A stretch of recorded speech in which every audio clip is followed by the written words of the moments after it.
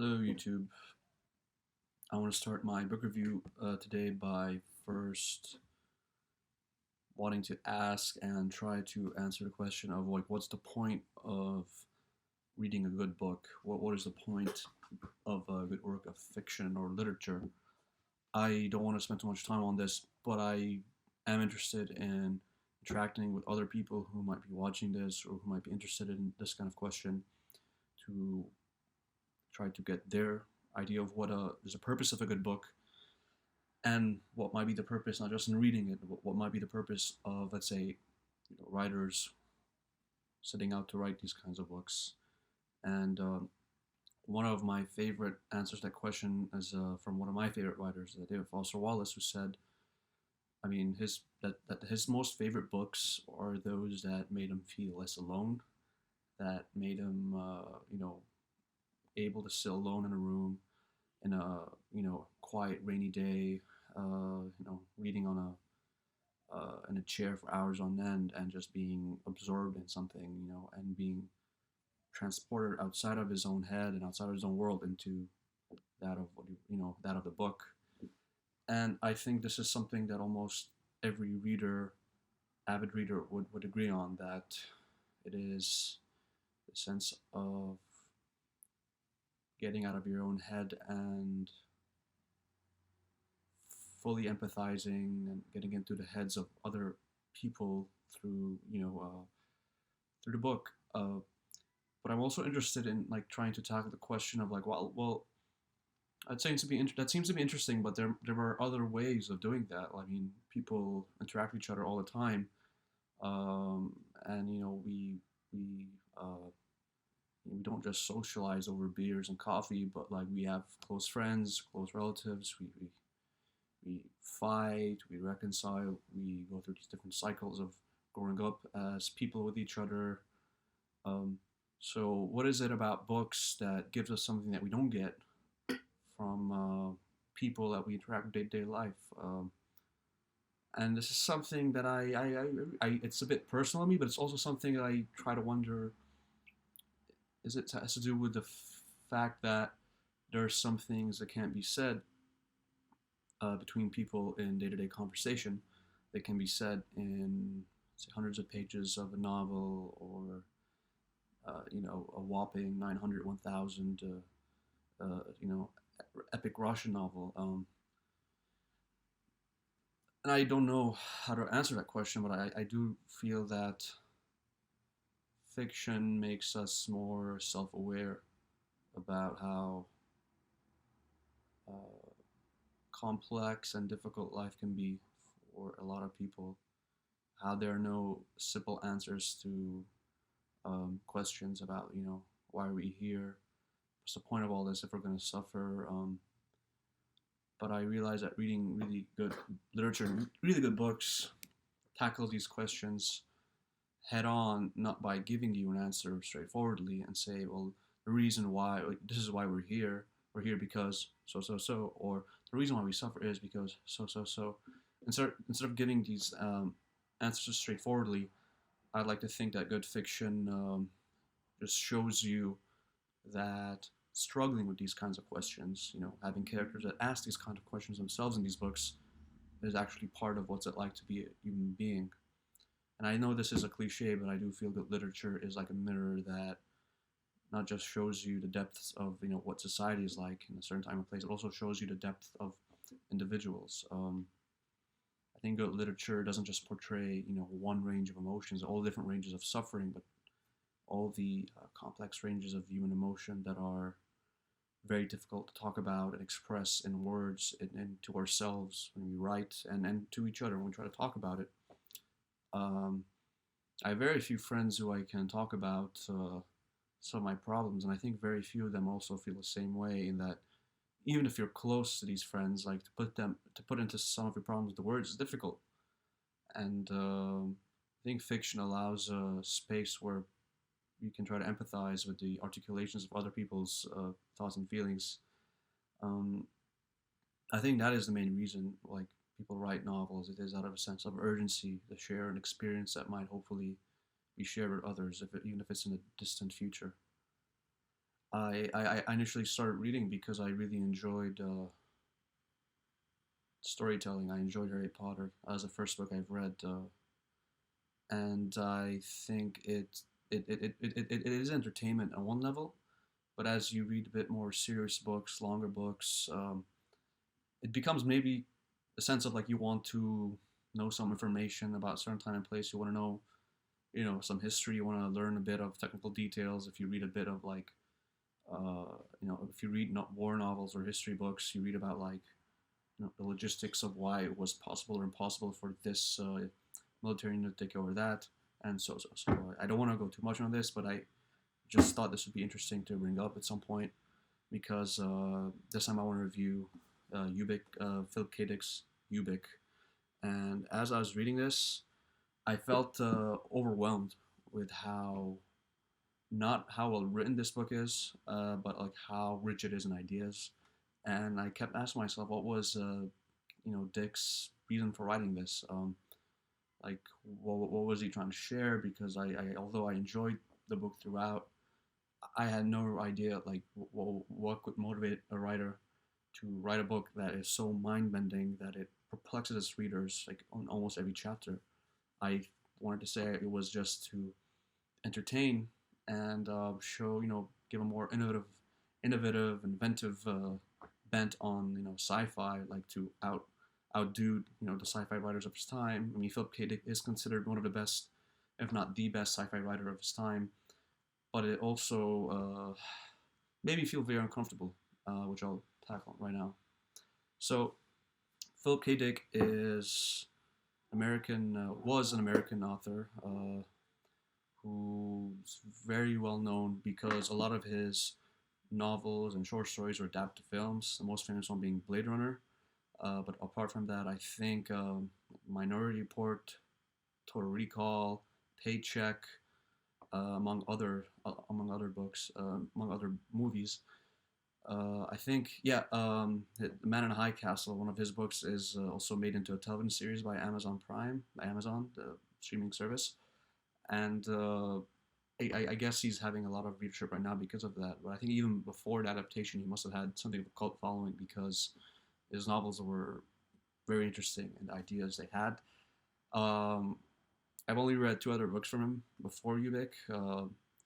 The Android's Dream of Electric Sheep, which was made to Blade Runner, and The Man in the High Castle, which I don't like that much, but that doesn't really tone down my view of Dick, who I think is not just a good writer, but someone who has a lot of ideas tries to convey in his books. So, what is Ubik about? It's basically it's a book that takes place somewhere in the future, 1992, because Dick was living around the 20th century, mid late 20th century, where this head of where CEO of this prudence company, Glenn Rincenter, hires these inertials to negate the effects of precogs and telepaths. Now, there's a lot to unpack here. In this future, envisioned by Dick, there are a lot of telepaths, people who read people's minds, and precogs, people who can envision and see the future. And this creates problems for big organizations because a lot of corporations could be hurt by rival companies who employ these telepaths and precogs to sabotage them or get their secrets and whatever. So Runcenter has this organization called the Prudence Organization, which are known to hire inertials, which are certain kinds of psychics whose special abilities to negate the effects of these precogs and telepaths.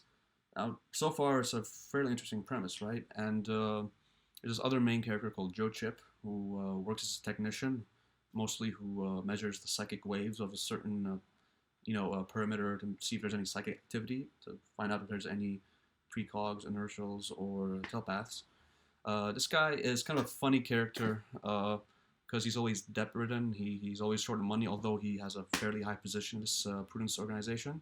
The Prudence organization run by Runcenter gets very, lucrative assignment to go to the moon in this future the moon's colonized and there's like a company that operates there. Um, they get to this assignment that asks for like 11 of their best employees, 11 of their best inertials, and they see this opportunity to make a lot of money. Now, one inertial gets enlisted fairly recently, who called Pat Conley. So there is this inertial that's enlisted called Pat Conley, who has a very powerful ability to change the present by changing. I'm not sure if changing the past or changing everyone's memory of the past, but it is a very powerful ability because it can basically make everyone else do whatever she wants. It can make her change reality, the present reality, so that like she can always get away whatever she wants. And it makes her a very dangerous person, but for some reason or other, she's trusted. And anyway, while all this is happening, Runciter has a wife who's dead and is suspended in half-life in these coal packs. In this world, anybody who's either dead or on their way to being dead, like in a coma, are able to be suspended in half-life. It's just this state where you can technically, you're physically dead, I guess, but your consciousness still activates on a minimal level, so that if you pay enough money, this company that operates these coal packs can give you access to consciousness of these people for a certain price and for a certain amount of time. And every time you communicate with them, it gets more, part of their life diminishes. So you have to economize how often and how much you really want to talk to your loved ones who have passed away. And this Prudence company, run by Runciter, is also co-run by his dying wife, Ellen, who was in these coal packs. And okay, that's what I want to say so far. So when Runciter, Chip, and 11 inertials are at the moon base, this explosion happens, apparently killing Runciter and leaving the rest, Joe, Chip, and other inertials unscathed. And they try very hard to rush back to Earth to send him to the closest coal pack company so that they could, put him on the coal pack so they could, get the advice on how to continue running the operation. What happens is that, it's too late, he's dead, and they have to figure out for themselves what to do. But as soon as the bomb goes off, they start realizing that certain things in the reality starts disintegrating, or to be more accurate, that every time they try to smoke a cigarette, they realize cigarette's stale. Every time they try to use a certain product, they realize that it is becoming really old, although it's just been like 5-10 minutes since they last used it. Things either start disintegrating from age rapidly, or they revert to their previous forms. Like, for example, if you had a digital watch become like an analog watch to a grandfather clock or something like that. And it's starting to get very bizarre because, what would you do if that happened to you? You start questioning your reality. And they start getting messages from Runciter, written in a bathroom wall and in a television advertisements in their boardroom meeting. And Joe, Chip, and the other inertials no idea what to do. They try to figure out what's going on, and this is where I don't want to get too far to spoil the book, because I feel that I've kind of said too much already. Okay, so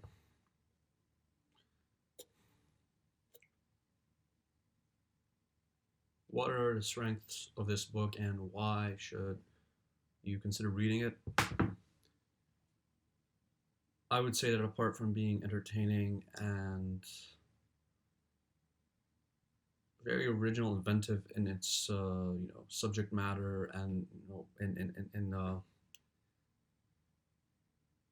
its execution, it's fairly fast-paced plot for a high-concept sci-fi novel. Something I don't expect for someone like Dick, but I found myself not being able to stop reading it once I reached like chapter 6 or 7, or like the halfway point of the book, because once things start getting weird and interesting, and once I start getting the impression I don't know what's going to happen next, I just really want to know what was going on.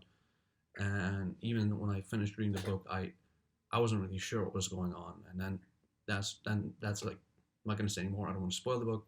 I mean, what I like the book is that it makes you doubt any certainty you have about certain things. It makes you think about reality, and as a philosophy major, it's just something that takes up a lot of my time. Even before studying philosophy, I'm really interested in the idea of like how we take reality for granted, our own constructed realities and the world we live in, and not just our beliefs about God and everything, but that things that we purportedly take to be true because that's how we've been brought up and that's how we think the world is for ourselves. Writers like Dick, even though his books are mostly written in his pulp fiction style, really make you think, and that is the key strength of the book. I would say this is one of the most philosophical novels I've read, right up there, like with Dostoevsky and let's say Camus, The Stranger. It's not dense, and I think that's the best part of it. It is entertaining, not dense, very wild, original, and it makes you think. And I can't think of a better reason to enjoy, to encourage other people reading a book. Like I know it's a matter of taste and everything, but I can't think of like any other book I would like push on my friends that were interested in these kinds of things. As for its weaknesses, again, it because of its subject matter and all these new all this new jargon and it's that's in its own self-contained world. A lot of people might be put off, especially all this like you know Ubik starts out with like what's going on right at the beginning. Like it starts out with like all these telepaths and precogs are dropped out of the solar system or something, and like what the hell's going on? Like we don't know what this means, and you have to just keep reading to find out what are all the different terminology means. There's no setup. It's just like things start out from the beginning, and you just have to have the patience to know what's going on. And I would say it's frustrating for people who are A, not into sci-fi, and B, for those who expect more normal structure in a novel where you have a beginning, middle, and end. In this book, things seem a bit rushed, but for the most part, well paced. And I mean, the writing style is fairly simple, but it's mostly the content and the subject matter. It's really, it could be too much for some people who want like a more conventional novel. It's like literary realism, psychological realism. I would say that Dick's characters are not always that well fleshed out, but in this case, I do feel I do feel that there is I mean, there's some humor, but there's also like his characters are human, and I think Dick is known very well for imbuing his characters with some kind of pathos. Although that's like he as a sci-fi writer, like you don't expect him to, I guess. Uh, I don't know. I mean, it is a strange novel, and I haven't read anything like this in a while, so I don't know what to say. Other than I guess I recommend it to the average reader just for curiosity. But if you're a type of reader that likes Victorian literature, psychological realism, I guess I would not recommend it. But it's fairly short, and if you're like a seasoned reader, it won't take up much of your time, and you might just end up liking it anyway. Final thoughts. I don't want to prolong this review any more than I already have. I just, yeah, I just, this makes me want to read more sci-fi. And I just feel like this kind of makes me think of how fiction can open possibilities of like human thought and ideas. I just like all the ideas conveyed in this book about like how you can extend people's consciousness into the afterlife by preserving them as cold packs and have conversations with them after they're dead. I mean, I'm interested in like, is that ethical? As half half life, half dead people, literally, is it ethical to force them into this state, given how the book describes being in a state is not it's not necessarily comfortable or it's a place that doesn't feel real, but at the same time is not, nothing either. It's strange. And it opens up, new, let's say, metaphysical possibilities, as in, like, by knowing what's it like to be in half life, like by extending, people's consciousness into this half life space. I mean, what do we like? What does it mean, like, to be human? Like, by stretching the boundaries of human life and thought, are we Are we becoming less human, or are we just giving ourselves more opportunities to communicate with each other while we're half dead? That is one thing I'm interested in. I think this is something that's probably copied in other kinds of works of sci-fi. Like, if we end up using cyber, what do you call it, cybernetics, or machines to replace our old organs. At what point do we stop becoming human beings and we start becoming robots? I mean, like, is life worth living if you end up living indefinitely? This is a conversation I had with a friend a while ago. Um, yeah, I mean, I do think, like, despite having a cult following, Dick doesn't get the credit he deserves as a writer, as a thinker. Too, I think looking at his life, I mean, as a writer who lived near poverty, the guy needed more recognition, not necessarily money, but like for what he did to fiction in the '60s. Uh, it's such a shame, but I'm glad I read him. I'm glad I came across this book, despite getting tired of his last book.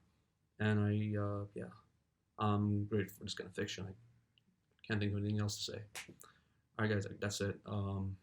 Hope some of you guys choose to read this book. I'm gonna take leave from here. Good night.